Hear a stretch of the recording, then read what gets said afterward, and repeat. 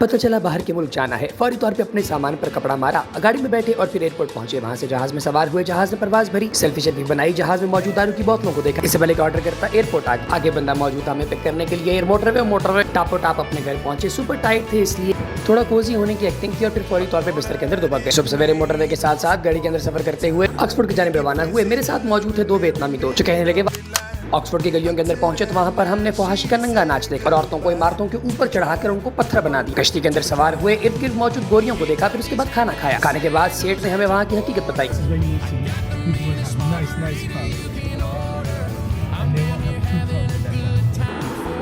ये सुनकर दिल को बहुत खुशी पहुंची कि यहाँ पर भी अवाम का पाकिस्तान वाला ही हाल है। फिर हम पहुंचे डेडल बीच, वहाँ पर हमने मजा किया, औरतें दाढ़ी, और फिर उसके बाद हम लोग निकल गए लंदन के लिए। लंदन में शहजादा चार्ल्स का जन्मदिन था, लिहाजा उसने घोड़ों की नाची देखने का प्लान कर रखा था। लंदन की खूबसूरत जिंदगी और कमाल किस्म की औरतें देखकर हमारे मुंह में पानी भर आया, लेकिन हमारे सेठ ने फिर हमें एक बात बताई जिसे सुनकर मेरे तो कान ही खड़े हो गए। आप ही सुने।